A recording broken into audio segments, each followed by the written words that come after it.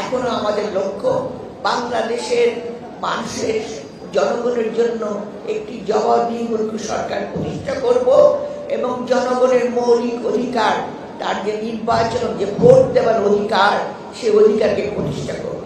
আপনারা দেখেছেন বাংলাদেশে কিভাবে একটু আগে রুহুল কবির রিজভী আমাদের ডাকসুলের ইলেকশনের বর্ণনা দিলেন। আপনারা এখনো দেখছেন শেখ হাসিনা যে অনৈক্যের রাজনীতি, যে দুর্নীতির রাজনীতি, যে প্রতিহিংসার রাজনীতি, যে নানা রকম চুরি চামারের রাজনীতি প্রতিষ্ঠা করে বাংলাদেশের সমাজে আজকে মূল্যবোধটা সম্পূর্ণভাবে ধ্বংস করে গণতান্ত্রিক প্রতিষ্ঠানকে ধ্বংস করে দিয়েছেন, তার ভোগ কিন্তু আমরা এখনো ভুগছি।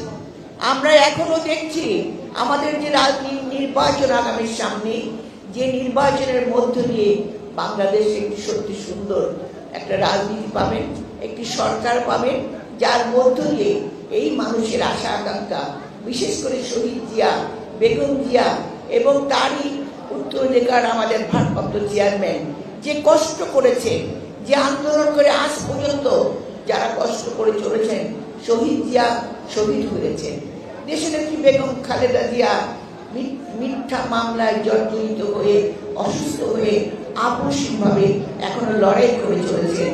আর আমাদের ভারপ্রাপ্ত চেয়ারম্যান জনাব তারেক রহমান, তিনি এখনো কিভাবে দূর থেকে মৃত্যুর মুখে পতিত হয়েও তিনি এখন দূর থেকে বাংলাদেশে ধানের শীষ বিএনপিকে সম্মিলিত করে জনগণের পাশে থেকে এত বড় একটা আন্দোলনের নেতৃত্ব দিয়ে আমরা শেখ হাসিনা, সে ফ্যাসিস্ট সরকারকে পালাতে বাধ্য করেছি। আমরা পালাতে বাধ্য করেছি, কিন্তু আমাদের সামনে এখন অনেক ষড়যন্ত্র। যে ষড়যন্ত্রের কথা এক কথায় বলা যায় না, আপনারা অনেকেই জানেন। এখানে অনেক মুরব্বিয়ান আছেন যারা শহীদ জিয়ার সময় ছিলেন, এখানে অনেকে আছেন তার পরবর্তী। আমি নিজে এই মিরপুরে কতবার এসেছি, কতবার কাজ করেছি, আমরা জানি আমরা মানুষ হলাম সৎ এবং আমরা সত্যিকার অর্থে এমন একটা রাজনীতি চাই যেখানে গণতন্ত্র থাকবে, কথা বলার অধিকার থাকবে। আজকে আমি তাই বলবো, এখানে অনেক যুবক ছাত্র অনেকেই আছেন, মহিলা, আপনাদেরকে মনে রাখতে হবে এ দেশ আমাদের, যে দেশের জন্য আমাদের যে শহীদ জিয়া থেকে শুরু করে যারা দেশে আদর্শ রেখে গেছেন তাদেরকে কথা স্মরণ করে আজকে ধানের শীষের জন্য আমাদেরকে এখনো লড়াই করতে হবে।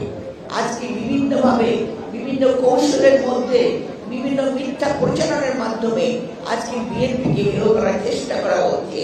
সেটাকে অতিক্রম করে বিশেষ করে আমাদের যে তরুণ সমাজ, যুব সমাজ, ছাত্র সমাজ, তারা লড়াই করবে এবং আমার মহিলা বোন যারা আছেন তারাও কিন্তু এদেশের অর্ধেক শক্তি, তারাও লড়াই করবেন যেভাবে আমরা সবাই লড়াই করছি।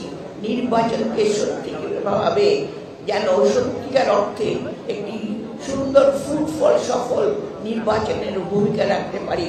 এবং আমাদের যে কাজী আসাদ, যিনি অতি কষ্ট করে তার ছেলে মেয়ে চলে গেছেন, সেই তার যে শ্রদ্ধা, তার প্রতি যে শ্রদ্ধা, সেই শ্রদ্ধা তখনই সফল হবে যদি আমরা সত্যিকার অর্থে কাজী আসাদের পথ অনুসরণ করে আগামী দিনে পথ চলতে পারি।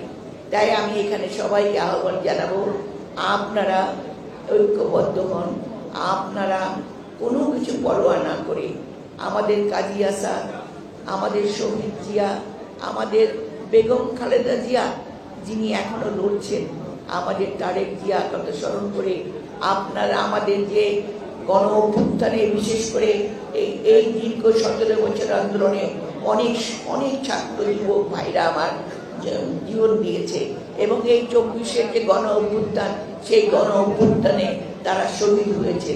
সেই রক্তের কথা মনে করে তাদের ঋণ শোধ করার জন্য আসুন আমরা আজকে সবাই ঐক্যবদ্ধ হয়ে দেশের জন্য কাজ করি।